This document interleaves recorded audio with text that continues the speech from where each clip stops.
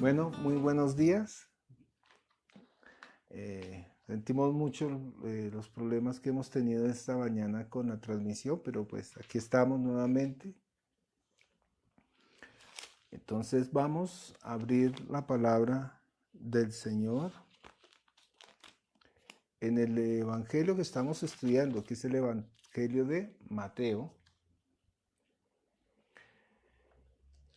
Y abrimos Mateo capítulo 6, versículo 22.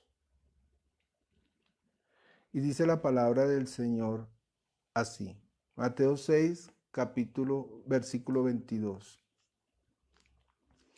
Lámpara del cuerpo es el ojo, así que si tu ojo es bueno, todo tu cuerpo estará lleno de luz. Pero si tu ojo es maligno, todo tu cuerpo estará en tinieblas. Así, la luz que en ti hay, si la luz que en ti hay es tinieblas, ¿cuántas no serán más las tinieblas? Padre Celestial, nosotros nos presentamos delante de ti y te damos gracias, Señor, por tu palabra que es la verdad. Obra con poder en esta mañana, Señor, ayúdanos. Que sea tu luz resplandeciendo en nuestras vidas, Señor. Que la luz del Evangelio de Cristo resplandezca en nuestros corazones, Señor. Que cada uno de nosotros podamos ver claramente, Señor. Te damos gracias en esta mañana en el nombre poderoso de tu Hijo Jesucristo. Amén. Cuando nosotros hablamos de la luz, pues obviamente entendemos, y los que ya hemos conocido un poquito, sabemos que la luz del mundo es ¿quién? Jesús.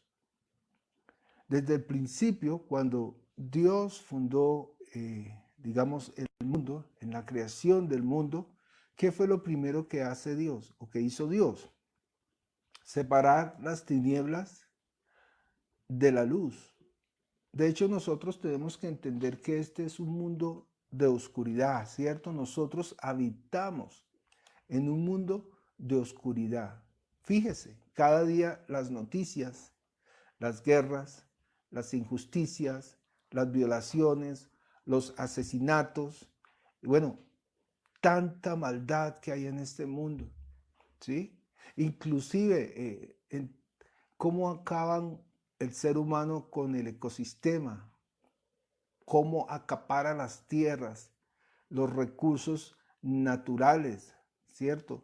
Los países venden, trafican con los recursos de las naciones, no importándoles ni siquiera el agua de los pueblos ni de las provincias, los gobernantes, la pasión por la destrucción. Bueno, la maldad de este mundo predomina sobre todas las cosas.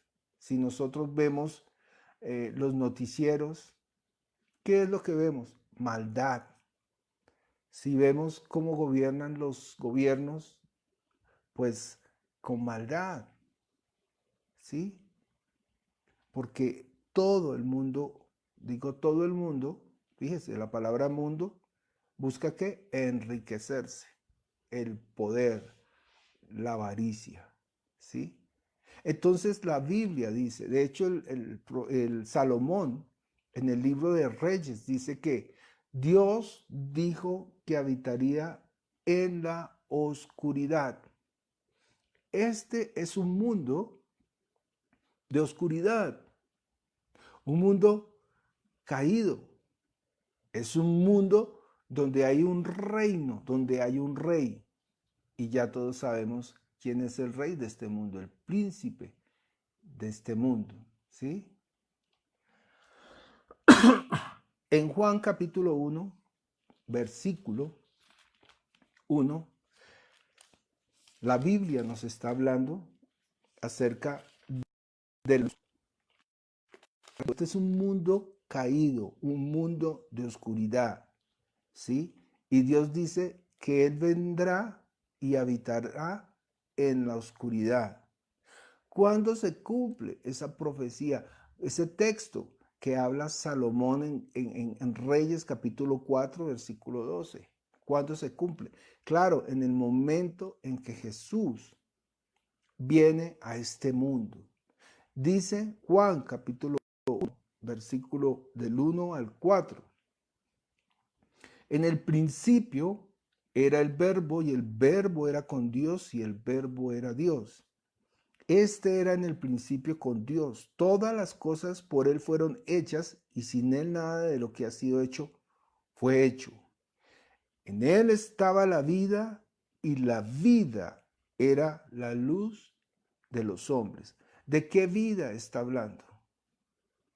Jesús es la vida. En él estaba la vida, dice, y la luz era, ¿qué? La luz de los hombres. Dice el versículo 5, la luz en las tinieblas resplandece y las tinieblas no prevalecieron contra ella. Es decir, por más que sea un mundo de oscuridad, no va a prevalecer sobre Jesús, porque Él es la plenitud de la existencia, la plenitud, la luz que resplandece en el mediodía. Y no hay nada que pueda tapar esa luz, ni nadie.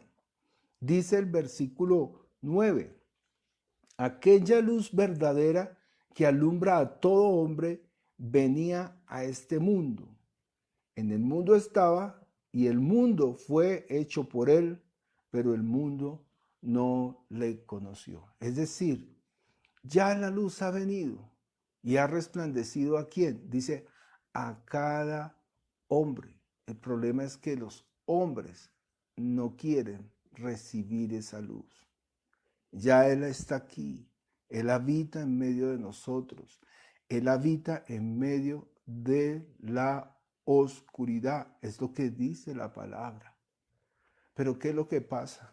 Nosotros, el ser humano, no quiere recibir. El hombre, el ser humano, prefiere vivir en oscuridad. Dice la Escritura, porque sus obras son malas. Bueno, el texto dice eran, porque estaba escrito en ese momento para los judíos. Pero si comparamos el texto de antes con lo que sucede ahora, es exactamente igual. Las personas prefieren rechazar a Jesús para continuar viviendo en pecado. Ahí lo dice Juan 3, 19. Dice, y esta es la condenación, que la luz vino al mundo y los hombres amaron más las tinieblas que la luz, porque sus obras eran malas.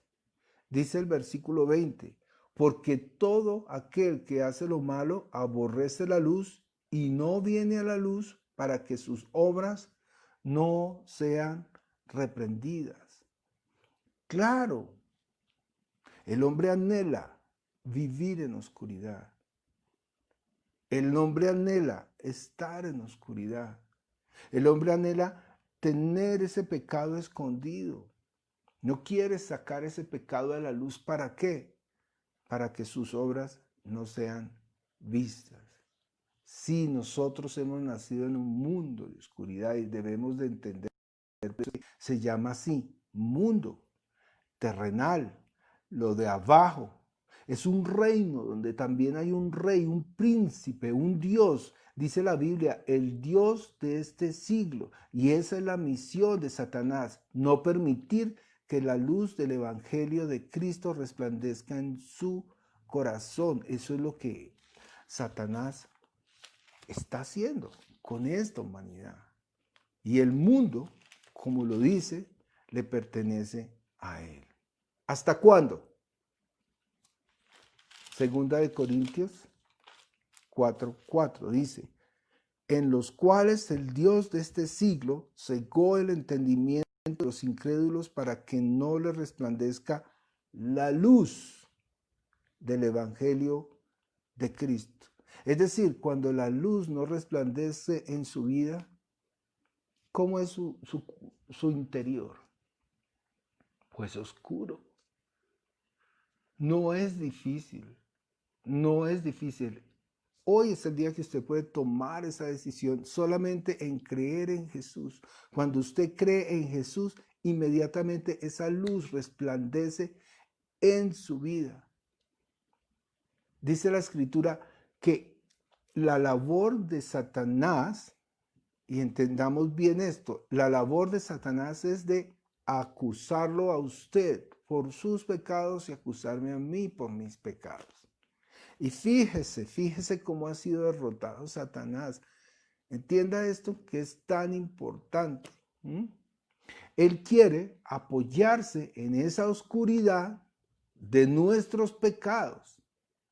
Es decir, todo el sustento que el diablo tiene para señalarlo a usted son sus pecados. Ya, pecador, él es el que señala, ¿cierto? Pero resulta que Jesús ya pagó por usted, por sus pecados y los míos. ¿Lo ha hecho en dónde? En la cruz del Calvario. Ya Él murió por usted y por mí. O sea, ya pagó. ¿Y qué dice el nuevo pacto? Precisamente, ¿qué dice el nuevo pacto? Dice que no me acordaré de sus pecados. Él lo perdona si usted se arrepiente. No se arrepiente. Y al no acordarse de sus pecados, ¿quién lo puede señalar a usted? ¿Se da cuenta cómo es que el Señor ha hecho esa maravilla en usted y en mí? Perdona y no leamos cómo lo dice. Eso está en Hebreos capítulo 8. Hebreos capítulo 8.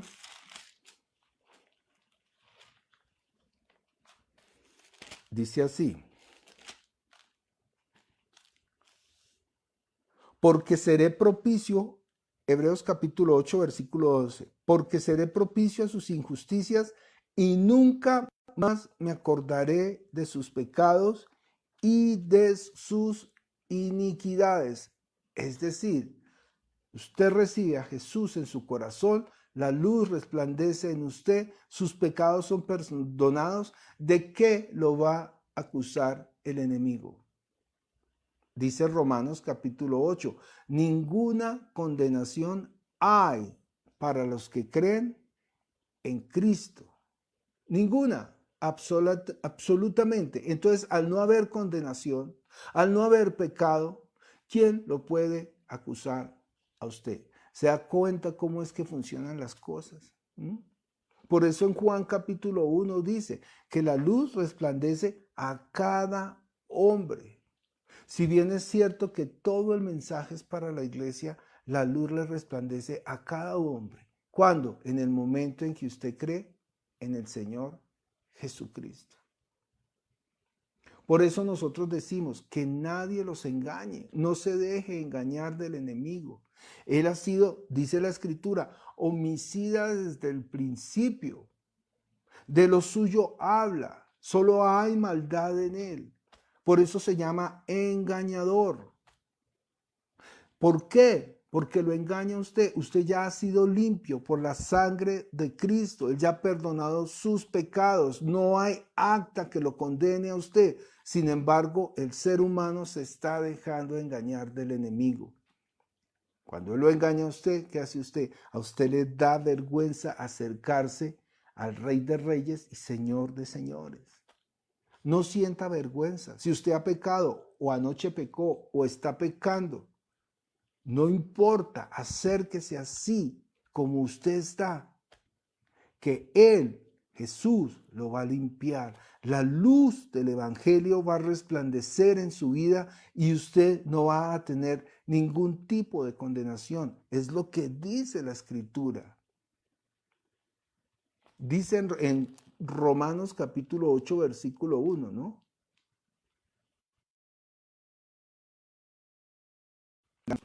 Como lo dice la Escritura.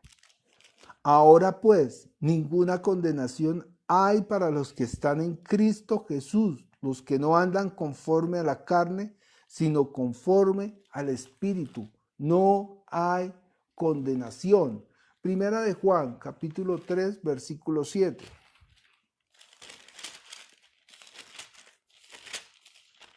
Juan 3, 7.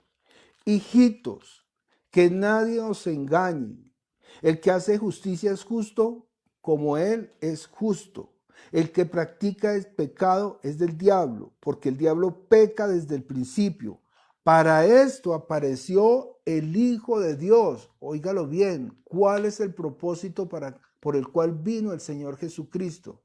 Dice, para esto apareció el Hijo de Dios, para deshacer las obras del diablo. Todo aquel que es nacido de Dios no practica el pecado, porque la simiente de Dios permanece en él y no puede pecar porque es nacido de Dios. Nosotros debemos entender que nosotros hemos nacido de nuevo, que ya no hay pecado en nosotros. Sí, vamos a fallar. Sí, cada día, mientras estemos en este mundo, vamos a tener falencias, vamos a tener errores. Pero Dios, que es bueno en misericordia, diariamente lo va a usted limpiando por medio de su palabra. Necesitamos entender que el que nos limpia es Él por medio de ¿qué? De su palabra. Dicen Juan capítulo 15, versículo 3. Ya vosotros estáis limpios por la palabra que os he dado. ¿Qué necesitamos? Permanecer ceñidos en la oración, permanecer en Cristo, permanecer orando, permanecer leyendo, escudriñando su palabra, tomados de su mano en todo momento y en todo lugar. Bueno, esto no quiere decir que usted deje hacer sus cosas, no, en la buseta, en el viaje, en el taxi, donde usted esté, en su trabajo, ¿sí? Siempre, siempre que esté usted tomado de la mano del Señor. Bueno, si este video ha sido edificante para usted, por favor, compártalo. No sé, hoy hemos tenido problemas con la transmisión. Esperamos poder subir este video y editarlo. Sin embargo, bueno, que el Señor los bendiga. Hoy vamos a orar por las peticiones de la iglesia. Nosotros tuvimos un día maravilloso, una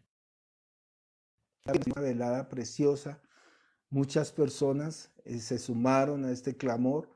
Nosotros como iglesia necesitamos orar, clamar, pedir, postrarnos delante del Señor, hacer la obra del Señor todos los días de nuestras vidas, que por más circunstancias que tengamos, por más problemas que tengamos, por más angustias o situaciones que pasemos, nuestra mira, nuestro pensamiento, nuestro norte siempre debe ser buscar la luz del Evangelio de Cristo, que esa luz permanezca alumbrando nuestros corazones, ¿cierto? Que no nos deslicemos, que no nos perdamos, sino que permanezcamos ceñidos a la palabra del Señor. Bueno, por lo demás, que tengan una feliz semana, que el Señor los bendiga y nos vemos mañana. Que el Señor los guarde.